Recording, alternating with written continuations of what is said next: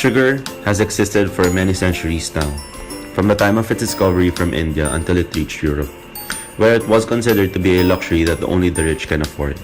The problem regarding high sugar intake was only taken into consideration when people started suffering from diabetes and obesity due to the uprise of readily available carbonated drinks, sugary treats, and snacks that can be bought right off the shelves of grocery stores or even in convenience stores that are scattered all over the world.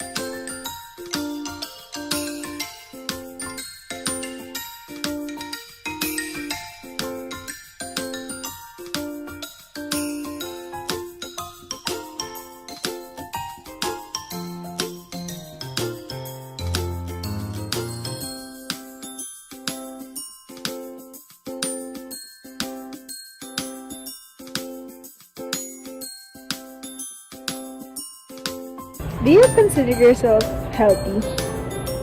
No. Why? Well, taba ako kaya.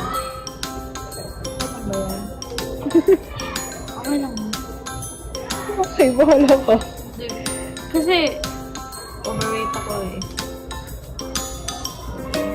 Do you choose food that are low in sugar? Hindi naman ako mahilig masyado sa matamis. Pero, hindi ko consider kung ano yung level ng sugar ng balakaran. Do you eat snacks or sweets, especially after dinner? Depende. Pag nag-stress eating, gano'n. Do you consider yourself healthy?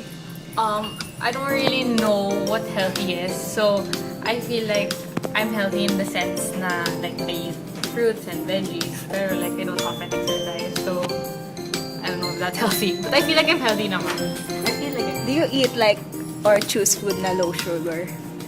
no, cause I just eat what I like. I don't. Life is too short for that. Do you eat snacks or sweet after dinner? After dinner, yeah, I do. Pero like most days, either kung anong meron, like kung candy or like kung may fruit. Mostly fruit, ganon, for after dinner. Are you living in a dorm or condo? I'm living in condo. Do you consider yourself healthy? Yes, super. Do you choose food that are low in sugar? No, Do you eat snacks, sweets, especially after dinner? not really. Do you choosing the food you eat consider its nutritional value? No. Do you add at least 2 spoons sugar into your coffee? Sometimes. Do you add sugar to foods while cooking or after it is served? I don't cook. How often do you drink sweet drinks? 3 times a week. Are you aware of the sugar levels of what you eat? No. Do you realize the consequences of taking too much of sugar in your daily food and drink consumption? Yes. Have you been advised taking less sugar by your parents, friends, or relatives? No. Do you monitor your blood sugar level? No. Are you diabetic? No. Or any of your family members have diabetes? No. Are you aware that diabetes is the hereditary disease? No. Are you physically active? Yes. What forms of physical activities do you often do? Gym, sports, dancing, running, everything. How many times a week? 5 times a week. How many hours or minutes? 2 hours. What are your reasons for exercising? To reduce stress and to eat a lot. Is your sugar intake one of your reasons for exercising? No. Self-healthy. Yes. Do you choose food that are low in sugar? Sometimes. Do you eat snacks? Yes. Do you add at least 2 spoons sugar into your coffee? No. Do you add sugar to food while cooking or after it is served? Yes. How often do you drink soft drinks? Every day. Are you aware of the sugar levels of what you eat? No. Have you been advised taking less sugar by your parents, friends, or relatives? No. Are you diabetic? No. Or any of your family members have diabetes? No. Are you aware that diabetes is a hereditary disease? No. Are you physically active? Yes.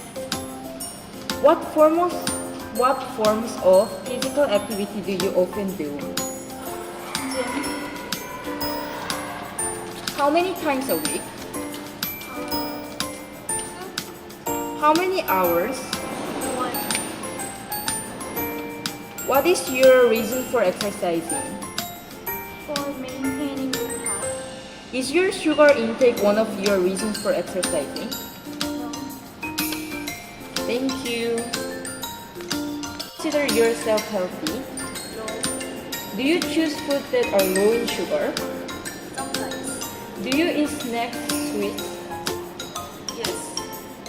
Do you add at least 2 spoons sugar into your coffee? No. Do you add sugar to food while cooking and or after it is served? Yes. How often do you drink soft drinks? Once a week. Are you aware of the sugar levels of what you eat? Yes. Have you been advised taking less sugar by your parents, friends, or relatives? Yes. Are you diabetic? No. Or any of your family members have diabetes? No. Are you physically active? Yes. What forms of physical activities do you often do? How many hours? An hour. How many times a week? Once.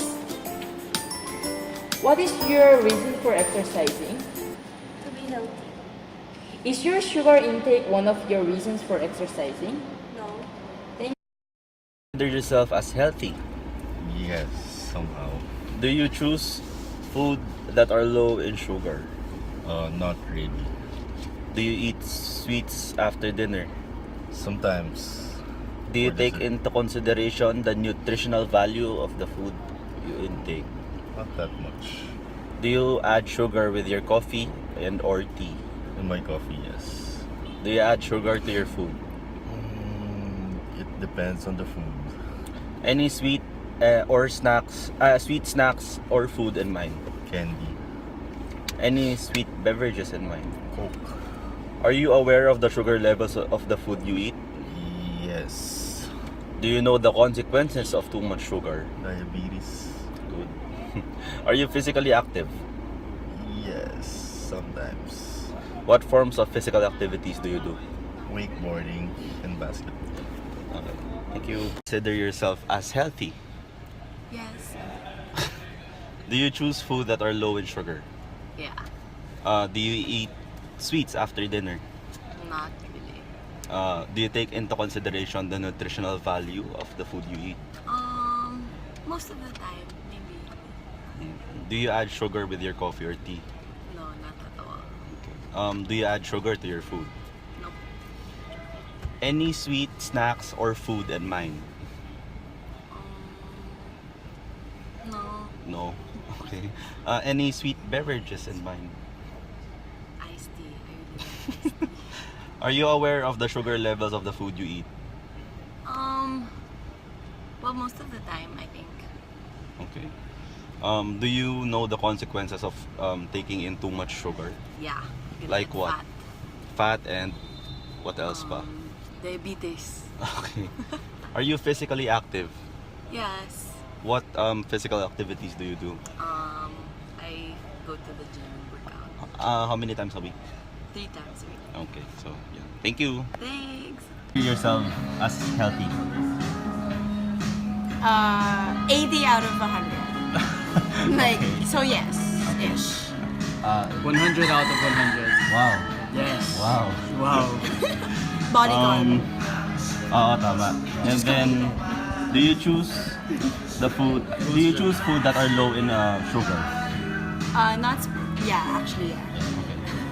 Yeah. Okay. Yeah, also. Yeah. Mm-hmm. Do you eat sweets after dinner? No. No. Do you take into consideration the nutritional value of the food you eat? Not by nutrition facts, but by like common knowledge. Yeah. Okay. Yes, I do. Do you add sugar with your coffee or tea? No, black. I don't. Americano. Do you add sugar to your food, like sweet and sour pork? Ganun. I eat sweet and sour pork. Yeah, but I don't eat like the dessert sweets, chocolates. Oh, okay. No. And carbs turns into sugar. I don't take that into consideration, but I eat carbs. Okay. Any sweet snacks or food in mind? Sorry, what? Any sweet snacks or food in mind, like That I like. yeah, that Dark you chocolate usually take. the most, Okay, dark dark chocolate. Chocolate. What type? White chocolate. Pero it's not that healthy. Oh nga. Any sweet beverages na favorite or in mind? Probably the worst is like Coke, like regular Coke from now on. Okay. How many times a week do you take it? Like once, on Sundays lang. Okay. I don't drink soda. Juice, you drink juice though. Oh yeah, I drink juice. Are you aware of the sugar levels of the food you eat? No. Okay. Siguro ba tansya lang? Tansya. Yeah, No, tansya. I don't. Do you know the consequences of too much sugar? Yes. Yeah, diabetes, Yeah. sugar, You get fat. you get fat. Sugar that doesn't get burnt into fat. Yeah. Are you physically active? Shelly? Recently, no, but I'd like to say yes. Okay. Normally. Dino? Yeah, I can say that. Century tuna bus. No, bodycon. Bodycon pala. Yeah, bodycon. Flex. What forms of physical activities do you do? Gym or I try to do cardio, like I'll swim or something. Oh, what do I do? Oh, I have a list of things that I do for being active. So I bike, I run, and I gym most of the time, and yeah, three things. Yeah, I play ball. I don't really I also ball. play football. I play football sometimes. So, thank you guys. Oh, that's Thank it? you. Yeah. Thanks, Mark. Thank you. Thank you. 2, 3, go. Do you consider yourself healthy? I don't consider myself as healthy in my own perspective. Pero like sa perspective of other people, they think that I am healthy. Pero for me, I'm not healthy per se. Or do you like choose food that are low in sugar? Sometimes, pero most of the time I don't consider the content na sugar. Basta I eat something that I want to eat. Do you eat snacks or sweet, especially after dinner? Yeah, I always eat snacks or sweets kasi feel ko my palate parang hindi, my dinner is not complete or like my meal is not complete when I don't eat something sweet. I always have to eat something sweet after eating something salty.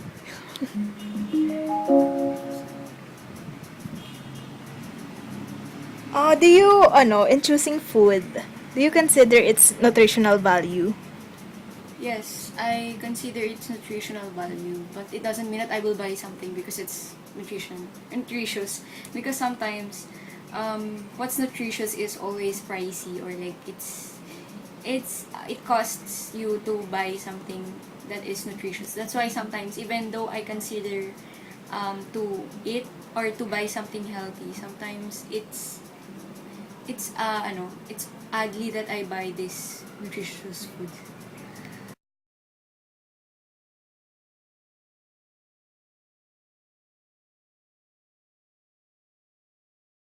Often do you drink or eat those sweet foods or drinks? Like 1 times a week, or 2 times, or almost every day? Almost every day.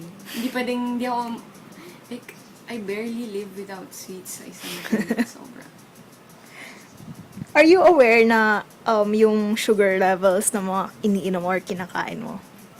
Oo, aware naman ako. Like, alam ko na yung Coke is masyadong, madami siyang, pag kinonvert mo siya talaga sa blocks ng sugar, alam ko madaming content yun. Even yung, kahit nga yung isang cookie or like, even just yung simple na food, alam ko na madami silang sugar dahil you can already taste yung sweetness niya sa pag na-reach na yung tongue mo. So alam mo na madami siyang sugar pag masyadong matamis. Do you realize the consequence of taking too much sugar in the food or drink? You. Oo, alam ko naman. Like, kasi dati suwail talaga ako. So, before I don't usually drink water, tapos masyado akong addict sa Coke. So, ang nangyayari is, masyadong matamis yung food, tapos walang water. So, nangyayari, nagkaka-tonsillitis ako lagi. There was a time na consequent years na nagkaroon ako tonsillitis na nag-cause para pumunta ako sa hospital. And, pumunta na sa point, kasi 3 times na yata na nasa record ko yung tonsillitis na, like, kapag ice cream lang, tapos hindi kasi ako minom ng tubig, tapos mag-enlarge na yung tonsils ko. So, ang sabi ng doctor, if hindi pa ako mag-change, pero that was high school, if hindi pa daw ako mag-change, tatanggalin na nila yung tonsils ko para hindi na siya mag-inflame. Kasi, ang hirap lumunok. And also, I think, isang consequence talaga is yung diabetes talaga. Kasi I have an aunt who is diabetic. Have you been advised taking less sugar by your parents, friends, or relatives? Hindi pa naman. Siguro dati, nung nagkasakit ako ng tonsils, pero ngayon, hindi naman nila ako sinasabi niya. Are you aware of your blood sugar? Hindi. I'm not aware of my blood sugar. Because, di ba tinitake yun sa... Or Yeah. like may take. Yeah, I think. Are you diabetic? Hindi. Hindi naman ako diabetic. Or any of your family members have diabetes? Yung immediate family ko, wala sa amin ng diabetic. Pero, like, yung sister ng mom ko, may isang diabetic siya. Yun lang. Wala naman siya. Are you aware that diabetes is a hereditary disease? Hindi ako aware. Akala ko sa diabetes, alam ko na-acquire siya dahil sa food consumption. So, ngayon ko lang nalaman na hereditary pala siya. Pero, ito naman, questions about balancing your sugar intake. Are you physically active? Feel ko, yeah. What forms of physical activities do you often do? Kasi may sports ako, so, isa yon yung pag-floorball. Tapos, yung isa is yung sariling sikap na mag-jog or mag-exercise kahit 10 minutes lang. Pero, not often. Okay. How many times a week do you exercise? Siguro once.